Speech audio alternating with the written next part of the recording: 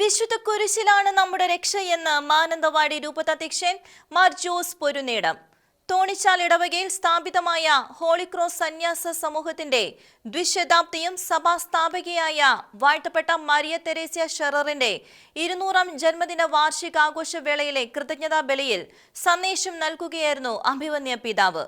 Sisters of mercy of the holy cross സന്യാസിനി സഭയുടെ സ്ഥാപകയായ വാഴ്ത്തപ്പെട്ട മരിയ തെരേസ്യ ഷെററിന്റെ 200ാം ജന്മദിന വാർഷികാഘോഷവും തോണിച്ചാൽ ഇടവകയിൽ സ്ഥാപിതമായ ഹോളി ക്രോസ് സന്യാസ സമൂഹത്തിന്റെ ദ്വിശതാബ്ദിയും തോണിച്ചാൽ ഹോളി ക്രോസ് കോൺവെന്റിൽ നടത്തപ്പെട്ടു. മാനന്തവാടി രൂപതാധ്യക്ഷൻ മാർ ജോസ് പൊരുന്നേടം കൃതജ്ഞതാ ദിവ്യബലിയിൽ മുഖ്യ കാർമ്മികത്വം വഹിച്ചു. വിശുദ്ധ കുരിശിന്റെ പുകഴ്ചയുടെ തിരുനാൾ ദിനത്തിൽ നടന്ന വാർഷികാഘോഷത്തിൽ നിർമ്മാണത്തിലിരിക്കുന്ന തോണിച്ചാൽ സെന്റ് സെബാസ്റ്റ്യൻസ് ദേവാലയത്തിലെ 3 ഗോതിക് ഗോപുരമുകളിൽ സ്ഥാപിക്കുന്ന കുരിശിന്റെ വെഞ്ചരിപ്പ് കർമ്മവും അഭിവന്യ പിതാവ് നിർവഹിച്ചു.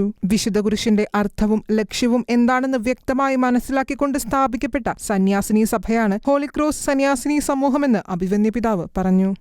സോളമൻ പറയുന്നത് യഹൂദന്മാർ മാത്രമല്ല, വിജാതീയരായിട്ടുള്ള യഹൂദന്മാരല്ലാത്തവർ പോലും ഇതിലേക്ക് നോക്കിയാൽ അവർക്ക് വിജയം കൊടുക്കണമേ എന്നാണ് പ്രാർത്ഥിക്കുന്നത്. കുരിശിന്റെ അർത്ഥം അതാണ്. നമ്മൾ ഒന്നാമത്തെ വായിച്ചതിന്റെ അർത്ഥം അതാണ്.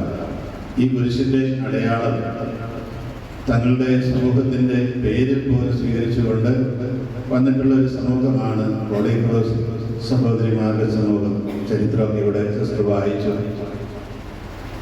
ആ സ്ഥാപകർ 2 പേര്, തെയോഡോഷ്യസ് ഫ്ലോറന്റീൻ എന്ന് പറയുന്ന കപ്പിച്ചൻ വൈദികനും അതുപോലെ തന്നെ മറിയ തെരേസ ഷെറർ എന്ന് പറയുന്ന ആ വനിതയും അവര് 2 പേരും ചേർന്ന് തുടങ്ങിയതാണിത്.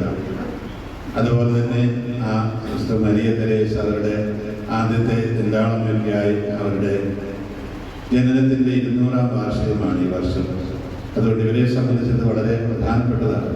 നമ്മുടെ രൂപതയിലും ഏതാണ്ട് 4 പതിറ്റാണ്ടിലേറെയായിട്ട് ഇവരെ ശുശ്രൂഷ ചെയ്യുന്നു. പ്രത്യേകമായിട്ട് ഹോളി ക്രോസ് സിസ്റ്റേഴ്സിനെ എല്ലാവരെയും ഓർക്കുകയാണ്. തിരുക്കർമ്മങ്ങളിലും തുടർന്നുള്ള ഊട്ടുനേർച്ചയിലും അനവധി വിശ്വാസികൾ പങ്കെടുത്തു. തോണിച്ചാൽ സെന്റ് സെബാസ്റ്റ്യൻസ് ദേവാലയ ഇടവക വികാരി ഫാദർ ജോസഫ് കറുകപ്പള്ളി നന്ദിയർപ്പിച്ച് സംസാരിച്ചു. Shekinah news, Wayanad.